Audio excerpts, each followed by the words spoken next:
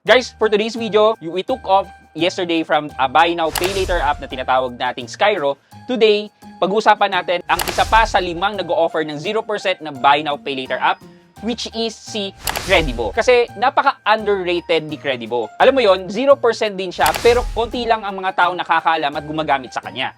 So, ano ba ang features na meron dito kay Credivo? At baka magamit mo ngayong Christmas season yan.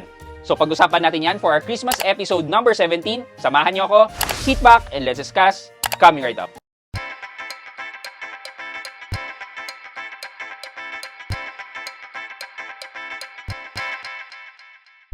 Hi guys, this is Pat and you're in Pat Quintos Review TV. So if you're newer to my channel, I do reviews about personal finance na meron akong experience or meron na ako knowledge na ginawan ko na yan ng videos and playlist na makikita nyo dito sa taas.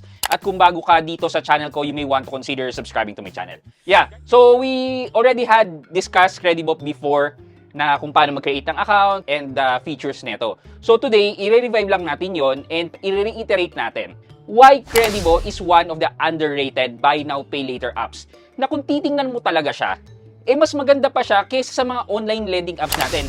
Even mas maganda siya kay One Hand, kay Mabilis Cash, in terms of interest and tenure. So, sino nga ba itong si Credivo na to? Okay, Credivo Philippines Financing Corporations just recently launched this year, 2025.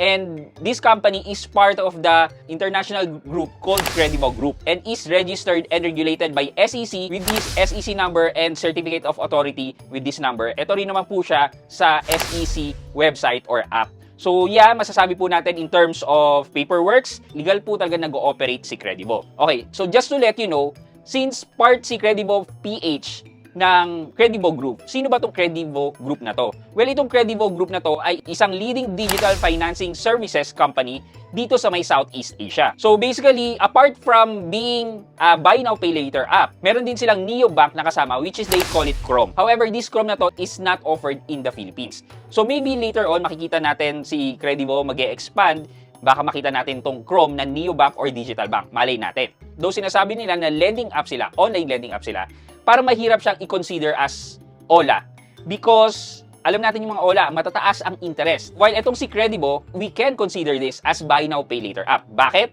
Kasi with the credit line na binigay nila sa inyo, magagamit mo siya as QR payment and pwede rin kayo mag-cash advance. Something like what Bilis do, Salmon, and Maya Credit, wherein your credit line can also be converted into cash by transferring it to your e-wallet or even bank. Wala masyadong features itong Credivo app na to. Something similar lang to other buy now pay later apps na nire-recommend ko, which is the 0% interest. However guys, with that 0% interest, medyo may caveat siya ng konti.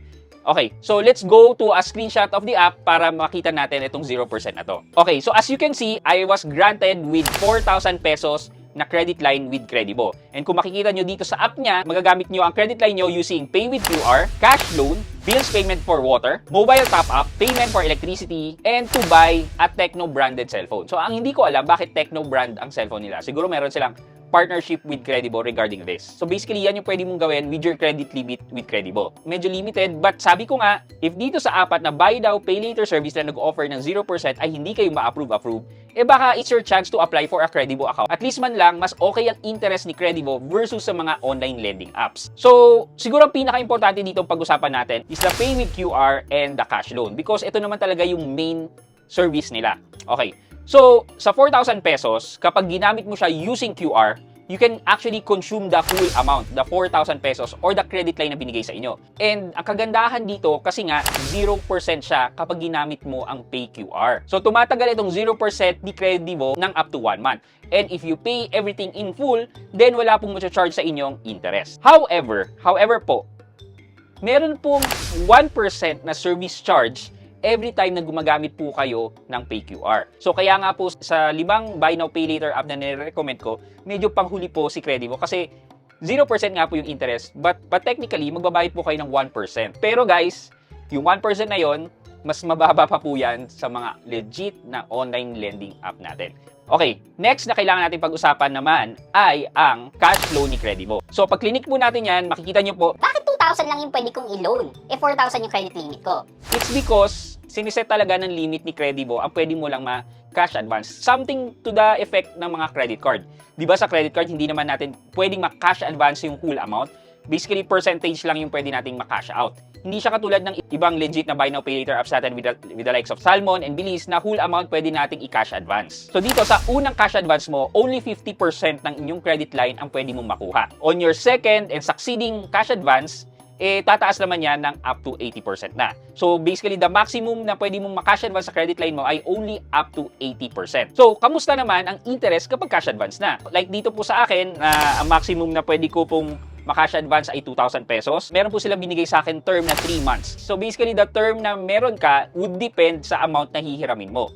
In my case, mababa po siya, 2,000 pesos. So, ang binigay lang pong term sa akin ay up to 3 months. Pero isipin nyo guys yan 2,000 pesos na up to 3 months to pay versus sa mga fly-by-night na online lending app na visit na peso kwento yan na 7 days, 1/4 ang interest. Di ba?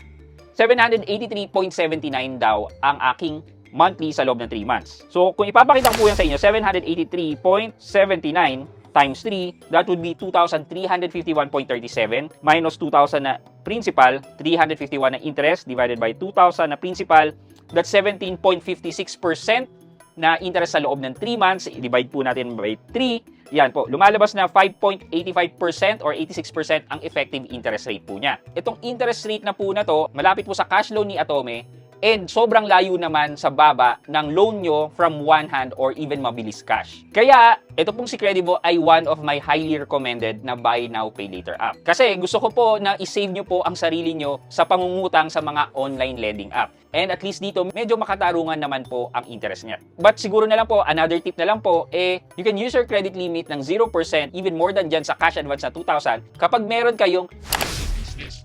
Well, alam nyo naman yung process noon wherein you are using Maya Business QRPH and then i-scan nyo na lang si Credivo doon and then magpo-proceed na yan. So instead na kalahati lang yung makukuha mo, halos magagamit mo yung whole amount mo at 0% pa. So hindi ko na lang po mapapakita sa inyo, baka mabengbang po tayo ni Credivo. So, for our question of the day, gusto ko pong malaman sa inyo kung meron nang nagbago sa pananaw nyo sa pangungutang mula nung napanood nyo ko. Dahil ang ina-advocate ko po is yung responsible at sulit na utang, like the 0% lending service, di ba? Gusto kong malaman sa inyo kung sino na sa inyo ang tumigil sa pangungutang sa mga online lending app because of the introduction ng mga 0% buy now pay later services natin. Let me know sa baba for your chance to win 1,000 pesos sa ating weekly Gcash giveaway. Yun lamang po for today's video, but before we end this video, mag-shoutout po muna tayo at shoutout kay Innocent0 at Innocent069. Sabi po niya, ito yung gusto kong mag-review. Salute sa you, boss.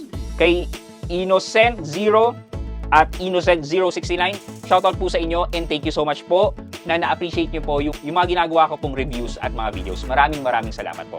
I hope you like this video, leave a thumbs up, and if not, wala nang problema dyan. Continue to support me by subscribing to my channel by clicking the subscribe button and also the bell button sa tabi ng subscribe para makareceive kayo ng latest notification sa lahat ng upload ko. Again guys, this is Pat Quinto and you're in Pat Quinto's Review TV.